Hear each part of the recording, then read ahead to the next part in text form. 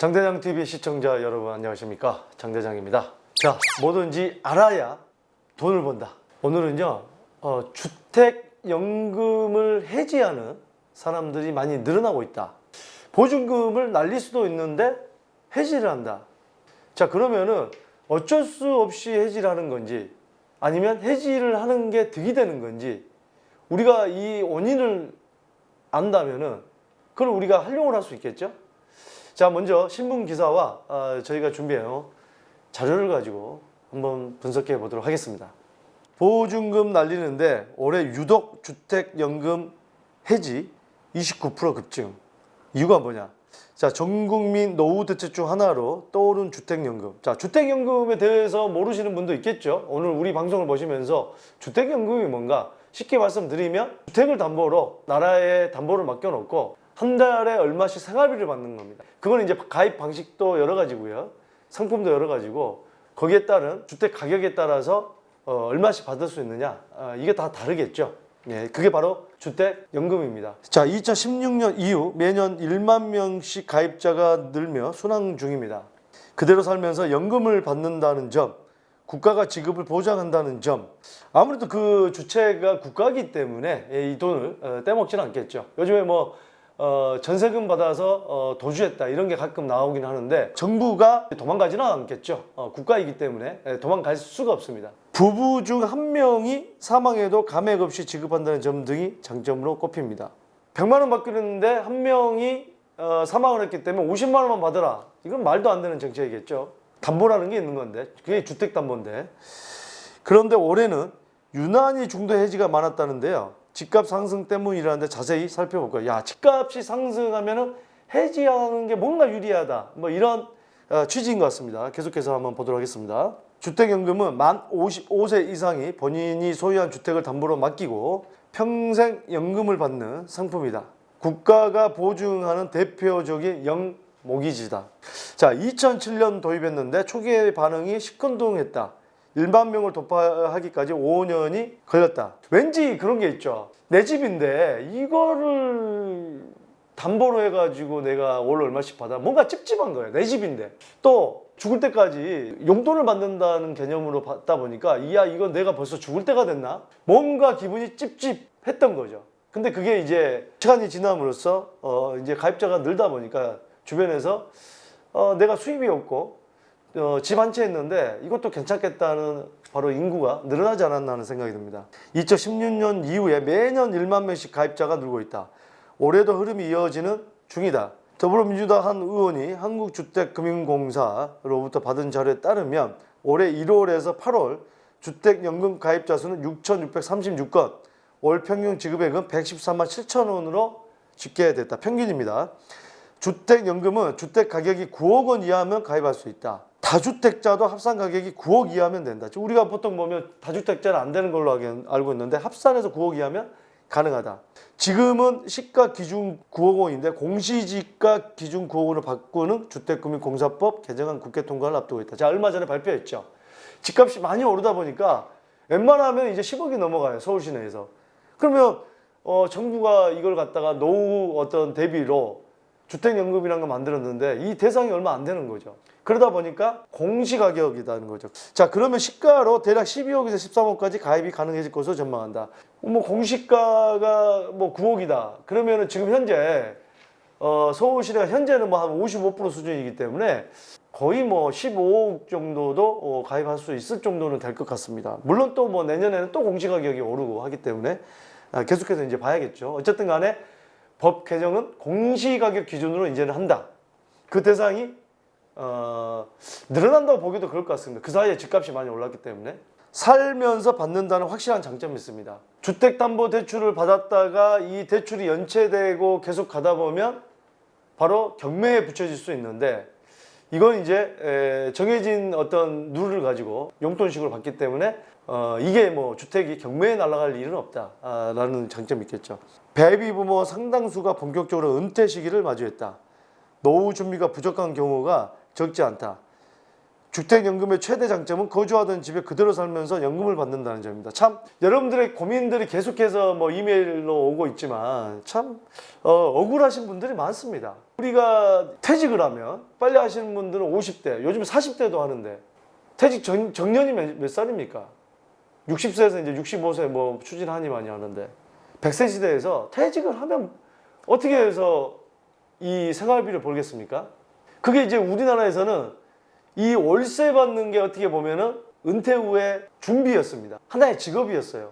근데 이게 이제 투기꾼 취급 당하고 글쎄요. 이런 거 뭐 한두 채 가지고 계신 분이 월세 받으면서 소일거리, 세입자가 뭐 해달라는 거 해주고 뭐 수선해달라는 거 아니면 뭐 해달라는 거 그것도 소일거리가 되니까 퇴직 후에 일거리가 있어야 됩니다. 없으면은 사람이 빨리 늙어요. 소일거리라도 있으면 이게 건강하게 사는 거고 그것 때문에 핑계대고 왔다 갔다 걸어다니고 또 대화도 하고 근데 이게 이제 투기꾼 취급당하고 이게 점점 어려운 상황이 되면 퇴직하고의 그 일자리 창출을 또 어떻게 하겠습니까? 요즘에 이제 배달도 오토바이가 아닌 걸어서 가는 배달도 이제 생겼습니다. 동네에서 동네로 가는 배달. 뭐 그것도 일자리 창출이 된다고는 하지만 그런 어떤 일자리 창출이 얼마나 되겠습니까? 아무튼 간에 순수하지 못한 이런 어떤 그런 부분 때문에 피해보는 분도 굉장히 많다는 점 계속해서 호소를 하는 분들이 많습니다. 또 국가가 지급을 보장하고 부부 중 한 명이 사망해도 감액 없이 연금을 준다. 자식 입장에서도 큰 부담이 없다. 나중에 집 한 채 물려받는 것보다 당장 부모의 경제적 부담을 줄이는 게 낫다고 판단했다면 주택연금은 괜찮다는 대안이다. 상속도 된다. 부부 사망 뒤에 주택 처분 금액이 지급하는 연금 총액보다 크면 차액을 상속자에게 준다. 연금 지급액이 더 많으면 주택만 넘기면 된다. 자, 무슨 얘기냐? 남편과 만약에 부인이 있는데 둘 중에 한 분이 먼저 사망을 하면 배우자에게 갑니다. 자, 배우자에게 사망하면 그 나머지는 상속이 됩니다. 자식들이 받을 수 있는 거예요. 다만 이 받은 금액보다 주택 금액이 작으면 수령 금액이 더 많으면 이거를 자식들이 상속받으니까 부담부로 해서 변제를 해야 되느냐? 그건 아니라는 거예요. 거기서 끝. 집만 주면 되는 거고 만약에 부모님이 다 돌아가셨는데 그 금액이 남아있다 그러면 자식들이 물려받을 수 있는 겁니다. 그렇기 때문에 주택연금은 굉장히 어떻게 보면 그런 점에서 자식들에게 부담을 주지 않는 제도다라는 거죠. 자, 중도 해지가 늘었다는데 그런데 올해는 특이한 현상이 관측됐다. 한 의원이 올해 1월부터 9월까지 주택연금 중도 해지자는 총 1975명으로 지난해보다 약 30%가 증가했다는 겁니다. 지역별로는 경기도가 지난해보다 58%, 인천이 약 29%, 서울이 16% 각각 증가했다고 합니다. 주택가격 상승세가 두드렸던 수도권을 중심으로 중도해지가 늘었다는 분석이다. 자, 여기서부터가 이제 중요한 포인트가 나옵니다. 집값 오를 땐 고려해볼 만하다는 이게 이제 별표. 자, 무슨 얘기냐? 주택연금 수령액은 당연히 담보로 맡긴 주택가격이 높을수록 많아진다. 담보의 가치가 높을수록 수령액이 많아지는 건 당연하겠죠. 그런데 이 주택가격은 가입 시점 때 결정된다. 가입한 이후 집값이 오르면 상대적으로 손해를 보는 셈이다. 자, 가입할 때 7억이었는데 집값이 지금 많이 올랐죠. 10억이다. 그럼 손해보겠죠. 네, 그렇기 때문에 이럴 때는 중도 해지를 고려할 만하다. 그러면 중도 해지할 때 얼마의 위약금을 물어야 되느냐 그걸 봐야겠죠. 집값이 오른 뒤에 다시 가입하면 된다. 주택연금은 별도 해지 수수료가 없다. 물론 약간의 손해를 감수해야 된다. 자, 초기 보증료의 주택 가격의 1.5%, 6억이다 그러면 1.5%, 6억짜리 주택은 900만 원 정도를 내야 된다. 근데 900 냈고 3억이 9억으로 올랐는데 3억이 올랐는데 안 할 이유는 없겠죠. 900을 해약금으로 주면 되죠. 해지금으로. 해지를 고려한다면 재가입했을 때 연금 수령액 상승분이 이 비용보다 많은지 계산하는 게 필수다. 자, 해지한 다음에 재가입할 때 계산을 해봐야겠죠. 해지 후 3년 동안 재가입이 안 된다. 자, 해지 후에 3년은 재가입이 안 되기 때문에 이 부분 잘 보셔야 됩니다. 자, 그래서 가입할 때 생각해야 될 거. 주택연금은 실거주가 전제 조건입니다. 월세 전세 주면서 됩니까? 안 됩니까? 안 된다는 거죠. 질병치료, 자녀 보양 등의 예외가 있습니다. 이것 때문에 이사를 가는 것은 가능하다. 일단 살면서 받는 게 기본이라는 건 알고 계셔야 되고, 자, 주택연금으로 묶이지만 종류가 많다. 일방형이 있고 주택담보대출 상환형이 있다. 주택 가격이 1억 5천만 원 이하라면 우대형 주택연금 가입도 가능하다. 자, 1억 5천만 원이 그 대상이 얼마나 되겠습니까만 지방은 또 모르겠습니다.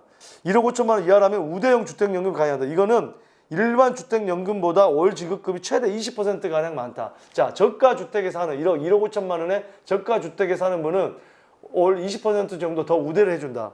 자, 지급 방식도 복잡하다. 자, 이거는 조사한 자료를 보면은요, 주택연금 가입을 할 때요, 집을 소유하고 있지만 소득이 부족한 어르신들이 평생 또는 일정 기간 동안 집을 담보로 맡기고 자기 집에 살면서 매달 국가가 보조하는 연금을 받는 제도가 바로 주택연금이다. 자, 여기 보세요. 조건, 부부 중 한 명이 만 55세 이상이면 됩니다. 부부 중 한 명.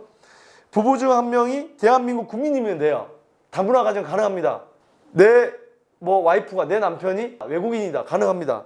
부부 기준 9억 원 이하 주택 소유자 또는 다주택자라도 합산 가격이 9억 원 이하, 2주택, 3주택이어도 합산이 9억 원 이하, 9억 초과하더라도 이 주택자는 3년 이내에 1주택 매도 시 가능합니다. 자, 9억 초과라도 가입 가능합니다. 2주택자는 한 주택을 3년 이내에 처분하는 조건으로, 이거 잘 알아두시기 바랍니다. 자, 지금 주택담보 상환형 주택연금이 있고 우대형 주택연금이 있고, 자, 요거는 한번 보세요. 보시면 이거 시간이 없기 때문에 다 말씀드릴 수 없습니다. 자, 주택연금 보면은 지금 현재 평균 연령은 72세고요. 평균 지급금은 102만 원이고요. 평균 주택 가격은 3억 원입니다.